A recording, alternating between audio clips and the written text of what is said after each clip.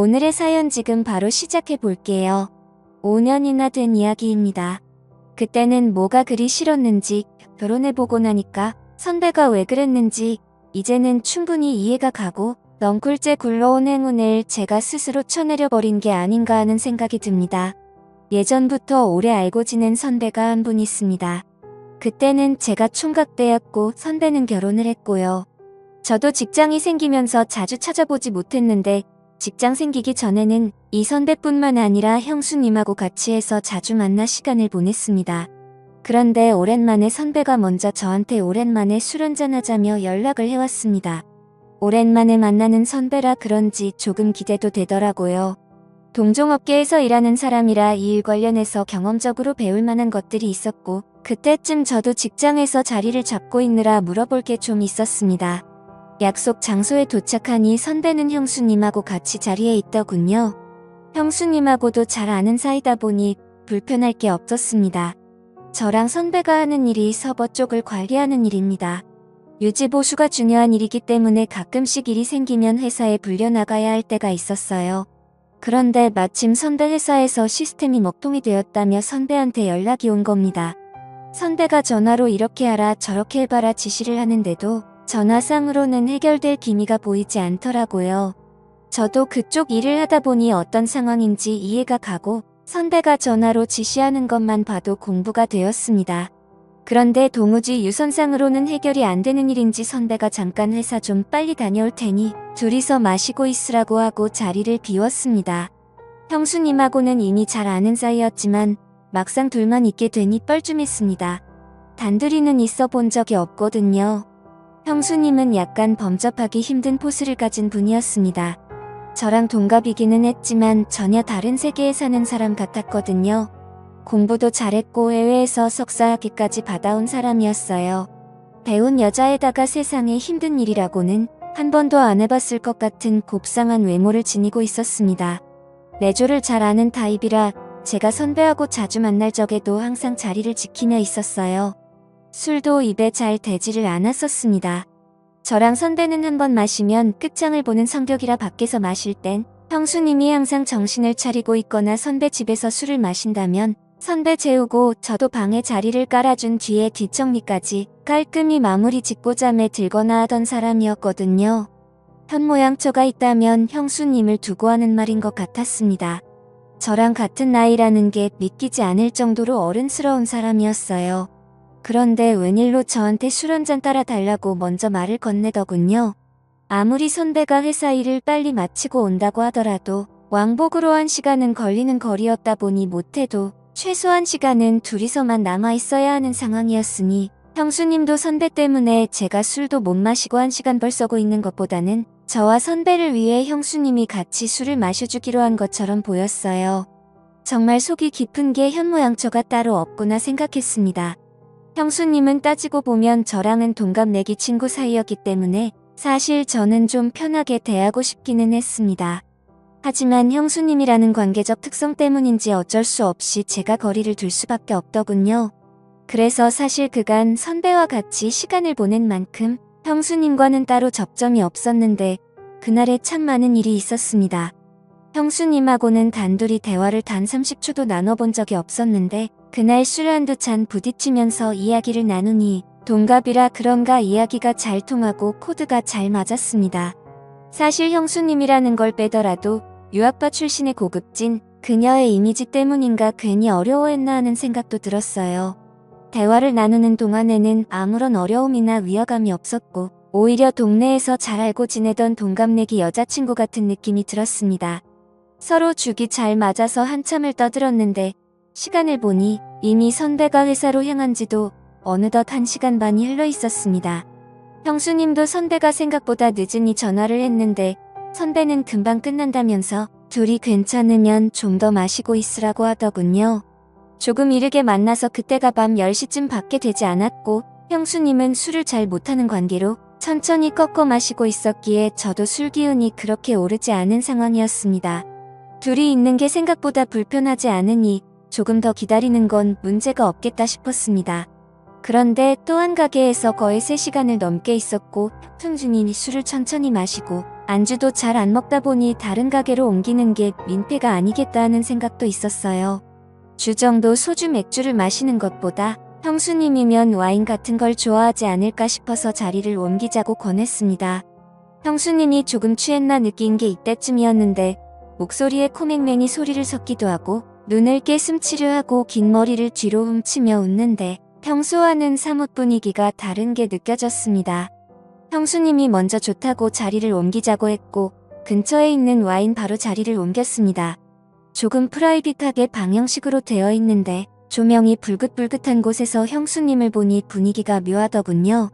간단한 치즈 안주와 함께 도수가 제일 약한 와인으로 주문을 했습니다. 괜히 형수님이 취하면 그것도 문제가 되겠구나 싶었거든요.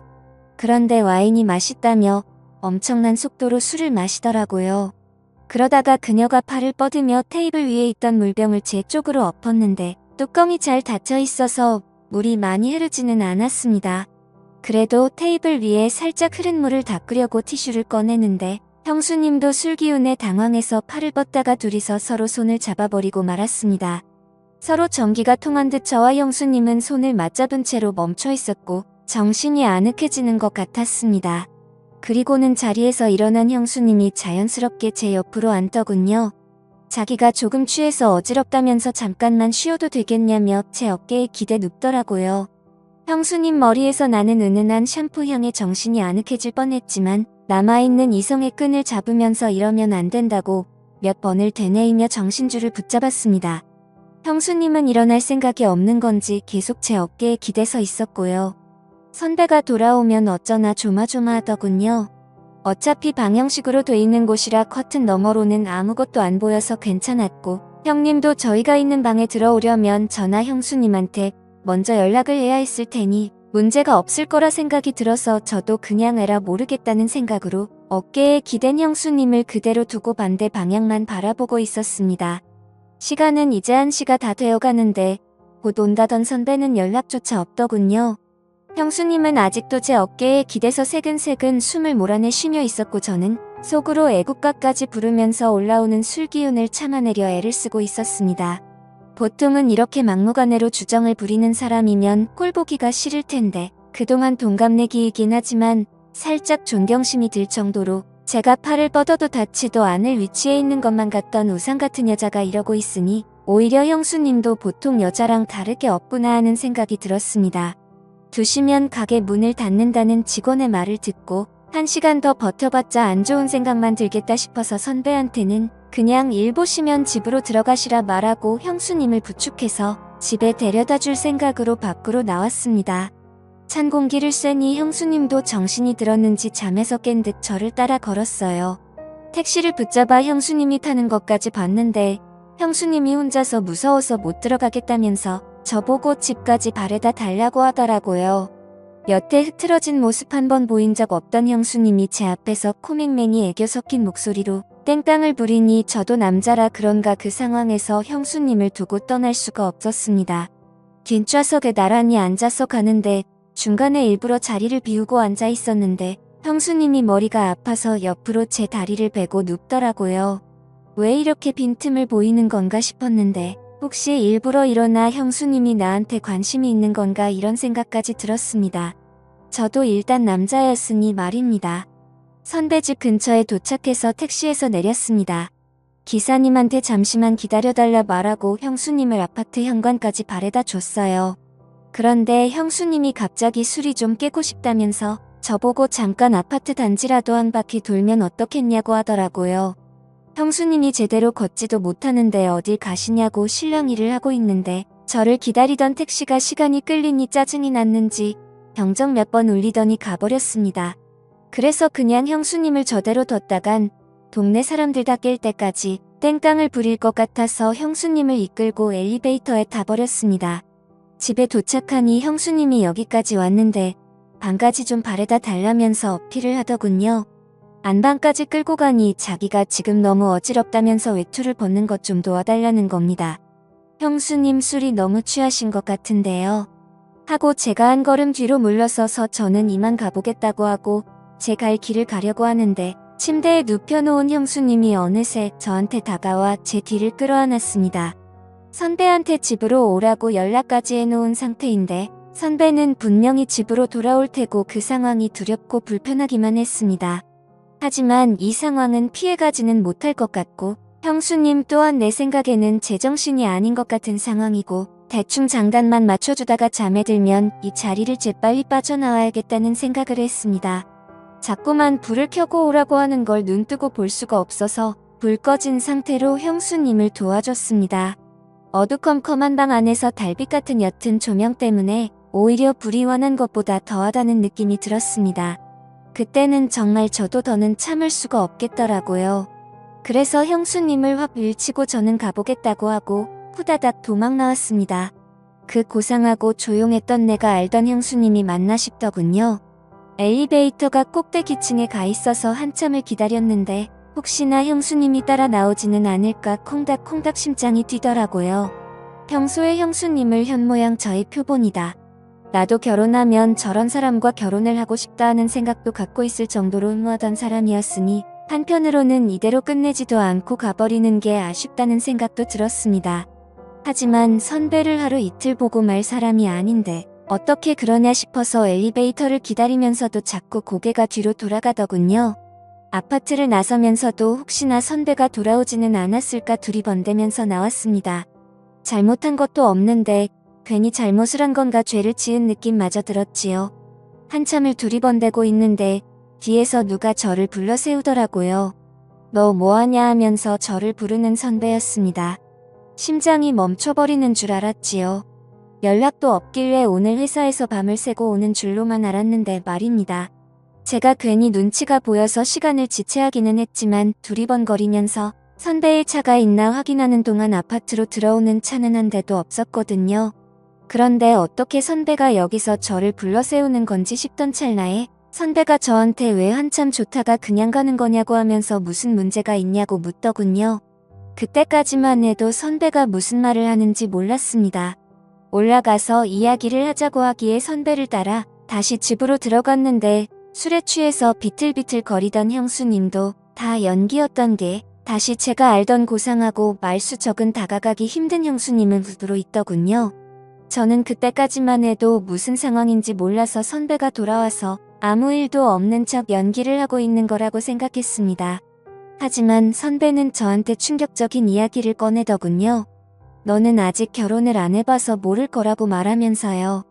사람이 매일 똑같은 밥만 먹으면 질리지 않겠느냐면서 가끔은 양식도 먹고 중식도 먹고 하는 게 그 이유인 건 알고 있지 않느냐고 설명을 하더니 결혼한 사람들도 똑같다는 겁니다.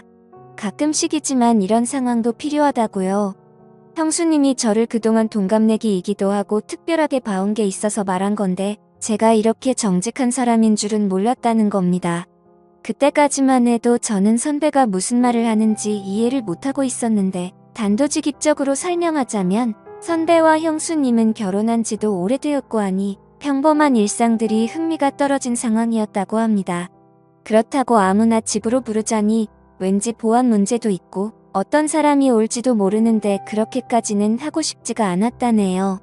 그러던 와중에 형수님이 저를 먼저 지목을 했고 선배도 제가 한참 때 이걸 이래저래 설명하는 것보다 아무것도 모르는 상황에 제가 정말 아까 전의 상황에서 자연스럽게 넘어가는 게 더 재미있겠다는 생각이 들었다는 겁니다.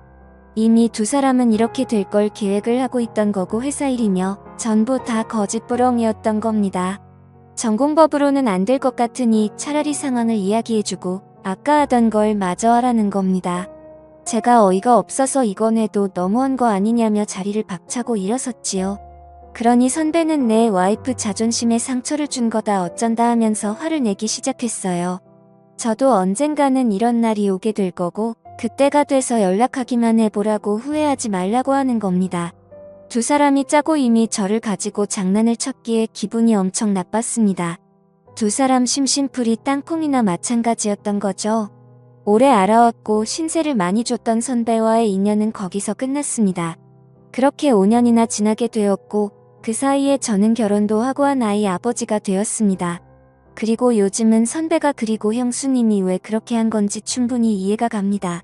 그때는 제가 정말 그 어떤 유혹에도 넘어가지 않는 자랑스러운 사람이라고 생각했는데 선배와 똑같은 처지에 놓이고 나니 저도 모르게 일탈을 꿈꾸게 되더군요. 이제는 이해가 됩니다. 그리고 그때 아무 행동도 하지 못했던 제가 다 부끄럽고 바보 같다는 생각이 드네요. 오늘의 사연은 여기까지입니다. 긴 사연 끝까지 들어주셔서 감사합니다.